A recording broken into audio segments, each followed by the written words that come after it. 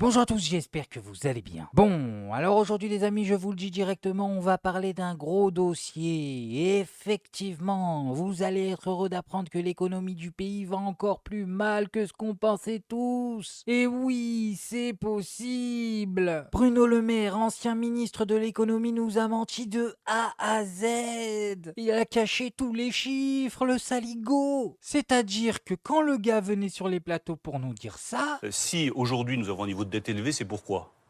C'est parce que j'ai sauvé l'économie française, Benjamin Duhamel. bah, il se foutait de notre gueule, tout simplement. Il était en bluff total. Mais vous allez voir, il nous a caché des trucs de fou. Et avant de commencer la vidéo, les amis, avant d'aller dans le vif du sujet, vous pouvez directement liker la vidéo. Allez-y, cliquez sur j'aime. On le sait tous, ça détend. Bon, alors on va commencer tout de suite avec cet extrait sur France 2 qui va vous faire comprendre de quoi on parle. Que savait-on réellement de la dégradation accélérée des comptes publics au plus haut sommet de l'État? Dès l'automne dernier, des notes confidentielles de Bercy que nous nous sommes procurées alertent sur l'état des finances publiques. Le 28 novembre, dans un mémo, l'administration prévient le cabinet de Bruno Le Maire. L'activité française a ralenti, de façon plus marquée que prévu. Quelques jours plus tard, le 7 décembre, une nouvelle note signale que, faute de recettes, le déficit pour l'année 2023 s'alourdirait de 9,2 milliards d'euros, ce qui aggraverait aussi le déficit en 2024.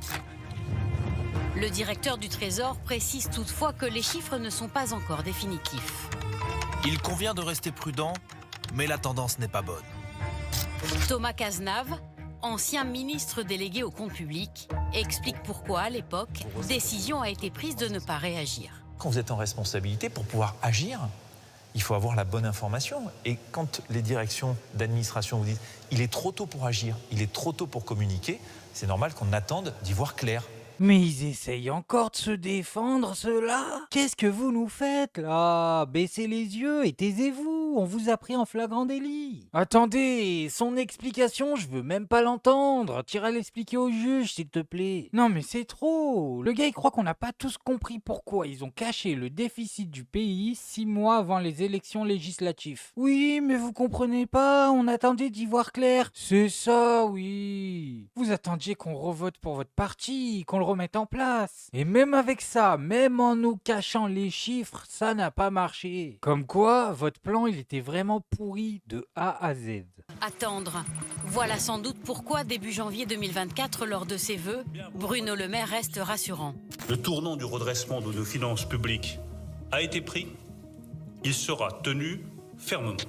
Pourtant, Attendez, c'est légal ça? Là, ce qu'on vient de voir, c'est légal. Donc, dans une démocratie, le ministre de l'économie en fonction a le droit de mentir aux citoyens. Ok, non mais c'est bon à savoir. selon une nouvelle note confidentielle un mois plus tard, le déficit atteint 5,7% du PIB, très loin de l'objectif des 4,4%. Une différence de 35 milliards d'euros, l'équivalent du budget du ministère de l'Intérieur. 2 jours après cette note, le ministre s'invite au journal télévisé pour annoncer 10 milliards d'euros d'économies, mais toujours aucune mention d'un dérapage de la dette. C'est de la folie, les amis, c'est dingue. Vous avez entendu ce qu'elle vient de dire? Le gars a reçu une note qui lui disait on a perdu 45 milliards d'euros. 2 jours après, il va sur les plateaux pour nous dire eh les amis, je vous ai fait gagner 10 milliards. C'est une blague. Nous maintenons l'objectif d'un déficit public à 4,4%. C'est bien notre objectif quand je dis qu'il faut faire des économies. C'est pour garder la maîtrise de nos finances publiques. Il faut attendre 3 semaines de plus et une interview dans le quotidien Le Monde pour que Bruno Le Maire admette que les finances publiques dérapent. Cette annonce surprise du ministre suscite la colère de Jean-François Husson, sénateur républicain et rapporteur général du budget. Je ne comprends pas. On nous a vendu en permanence, là encore, le gouvernement en disant on tiendra les objectifs, on va adresser les comptes, etc.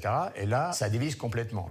Le 21 mars, Le rapporteur se Non mais laissez-moi bien rigoler les gens qui sont autour aussi. Ah oui les amis, je les vois déjà venir. Ils vont tous faire semblant que personne n'a vu venir le truc. C'était une surprise totale. Et la marmotte, elle met le chocolat dans le papier d'alu, on connaît la chanson. Vous pouvez me dire ce que vous voulez. Vous me ferez pas gober que les mecs qui travaillent à côté n'ont pas remarqué des trous qui coûtent des milliards. Mais personne les a vus. Ouais, c'est ça. rend à Bercy pour exiger les documents qui expliquent l'ampleur de la dégradation. Et là, en 3 heures, on découvre qu'il y a eu des alertes. Ça me conforte dans l'idée qu'on ne nous a pas tout dit, qu'une part de l'information a été retenue. Avec la dissolution puis la campagne des législatives, les mesures de redressement de l'économie sont mises en pause. Le déficit dépassera les 6%. De son côté, l'ancien ministre n'a pas souhaité nous rencontrer. Il faudra se contenter d'un SMS énigmatique. La vérité apparaîtra plus tard. Aurait-il des confidences à nous faire? La vérité apparaîtra plus tard. Non mais il s'écrit dans un film lui aussi. Il a pété un câble, il commence à nous faire des phrases mystérieuses et tout. Arrête Bruno, tu t'en es mis plein les fouilles, toi et tous tes copains, voilà ce qui s'est passé, quelle vérité.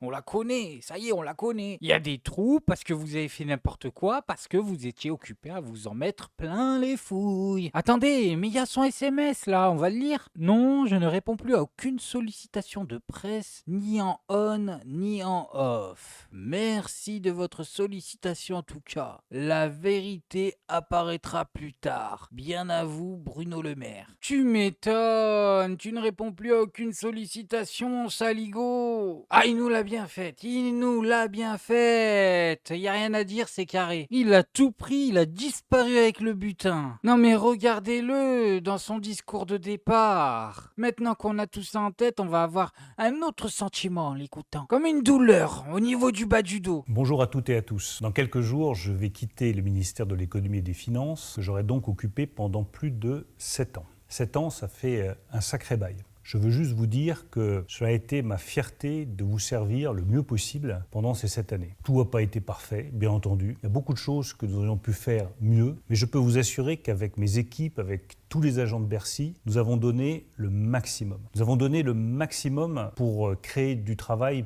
partout sur le territoire français. Nous avons donné le maximum pour faire venir des investisseurs, pour ouvrir des usines, pour relancer la production industrielle dans notre pays. Nous avons fait le maximum pour conjuguer la protection du climat et la croissance. Et Dieu sait qu'il reste encore beaucoup à faire pour accélérer cette décarbonation et cette... C'est fou les amis, je suis en train de me poser une question. Comment ça se fait que nos politiques soient de meilleurs acteurs que les acteurs français? Non mais c'est dingue, faut regarder les choses en face. Quand un film français sort, bah c'est de la daube. Et pourquoi les amis? Parce que l'acting, je souffle. Et pourtant à côté de ça, on a des performances d'acteurs offertes par nos politiques qui sont incroyables. Non, c'est à ne rien y comprendre. Peut-être que finalement dans notre pays, c'est plus rentable quand t'as un bon talent d'acteur de devenir politique que de devenir acteur. Ah mais ça expliquerait pourquoi tous les talents sont là-bas. transition écologique. Et puis nous avons fait le maximum face aux crises qui ne nous ont pas épargnés. Crise du Covid, la plus grave depuis 1929, et la crise inflationniste qui, je le sais, vous a tous profondément touchés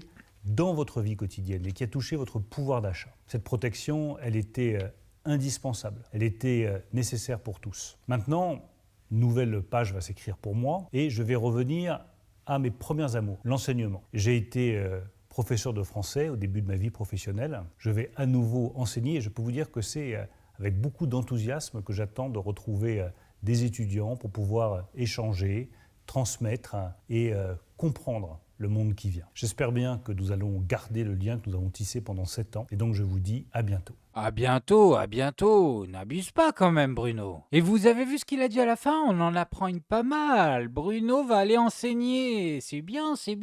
On va dire qu'il met la main à la pâte. Les gars viennent tout juste de supprimer pour 2025 4000 postes d'enseignants. 4000, oui 4000. Mais ne vous inquiétez surtout pas. En contrepartie, on a Bruno qui retourne enseigner. Oh là là, et il a même pas honte en plus. Après les amis, je sais pas pourquoi on fait les étonner. Bah oui, Bruno Le Maire a toujours menti sur tous les sujets, donc un de plus, un de moins, c'est pas ça qui va changer l'opinion qu'on avait sur lui. En février 2025, la facture d'électricité de chaque Français baissera de 10 à 15%. Et oui, on vous avait promis une baisse de 10 à 15% en février prochain partout et pour tous. Eh bien, ce ne sera peut-être plus le cas car le gouvernement réfléchit à augmenter la taxe de consommation finale sur l'électricité et dans des proportions plus importantes que ce qui était prévu. Quand même, nous dire que ça va baisser et le faire augmenter dans la foulée, faut en avoir du culot. On peut pas lui retirer ça, on peut dire ce qu'on veut sur Bruno Le Maire, mais du culot, il en a. Bon, maintenant pour remonter un peu le niveau, on va voir ce que LFI propose pour la suite des événements. Et notamment David Guiraud qui nous a offert un discours plutôt sympa, parce qu'il ne faut pas oublier une chose les amis. Bruno Le Maire n'est peut-être plus ministre de l'économie, mais si c'est pour remettre les mêmes empires, ça sert à quoi? C'est évident ce qu'ils vont faire. La même chose en pire. Messieurs les ministres, j'ai une question. Est-ce qu'on a déjà récolté autant d'argent issu des impôts que durant ces dernières années? Et si oui, dites-nous quand, car là, je vois pour l'impôt le plus important du pays qu'est la TVA, que l'État à lui seul en récolte 106 milliards d'euros cette année. À ça, il faut rajouter la TVA que vous transférez à la Sécu et aux collectivités pour compenser les cadeaux faits aux grands groupes et aux grandes fortunes. Donc déjà 60 milliards d'euros de TVA qui partent dans la Sécu sociale. Et pour la TVA vers les collectivités, j'attends votre retour avec impatience, c'était 30 milliards l'année dernière. C'est un curieux paradoxe, hein. Nous sommes assis sur un tas d'or, celui des Français en l'occurrence, mais on serait menacé par un grave déficit. Alors contrairement à votre prédécesseur, vous commencez à comprendre que quand on jette par la fenêtre des centaines de milliards d'euros par an pour le donner au CAC 40, ça posait des gros problèmes à nos finances publiques. Donc vous comprenez plus vite, mais il faut quand même vous expliquer très longtemps, parce que dans votre budget, on est dans la droite ligne des précédents, austérité budgétaire, politique de l'offre, et bien sûr le détail qui revient toujours, c'est même devenu la spéciale sous Macron, hein. Vous n'atteignez jamais, pas même du bout des pieds, vos propres objectifs budgétaires. Et non seulement vous vous noyez budgétairement, mais en plus vous vous accrochez à la manche des collectivités locales qui, elles, contrairement à vous, quand même, rendent leur budget à l'équilibre pour les faire couler aussi. Vous leur annoncez un effort de 5 milliards d'euros. Moi, dans le budget, je vois 6,5 milliards d'euros de coupe pour les collectivités, avec toutes les conséquences d'ailleurs désastreuses pour elles et pour les habitants que tout cela engendre. Et puis, s'agissant de nos services publics, je ne veux pas être méchant, hein, mais dans les têtes de ce gouvernement, il doit manquer 2 minutes de cuisson.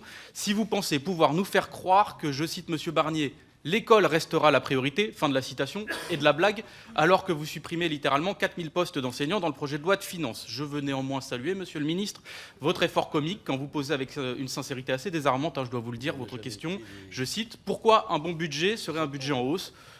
Là, je ne sais plus quoi vous dire, monsieur le ministre, juste ça devient difficile de vous sous-estimer. Fort heureusement, vous n'avez aucune majorité dans cette Assemblée. Vous serez battu. Un autre projet de loi de finances est possible, une loi de finances qui partage, qui protège nos services publics et qui prépare la transition écologique. Nous nous battrons pour cela. PLF, 3 lettres pour désigner votre éphémère projet de loi de finances. Et vu tous les coups de couteau que vous vous plantez déjà dans le dos au sein de votre désormais tout petit groupe parlementaire, je ne donne pas 6 mois à votre affaire.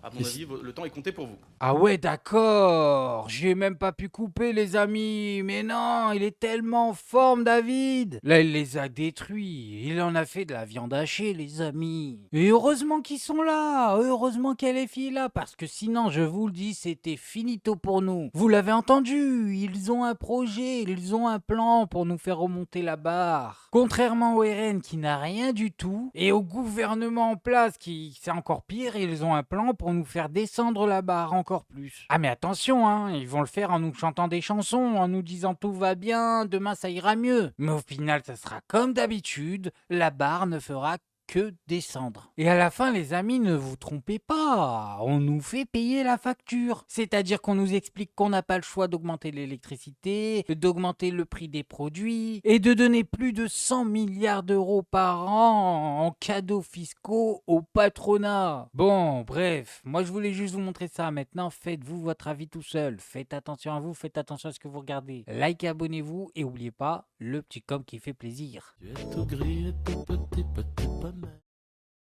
Petit poney. Tu gambades dans les prés sans te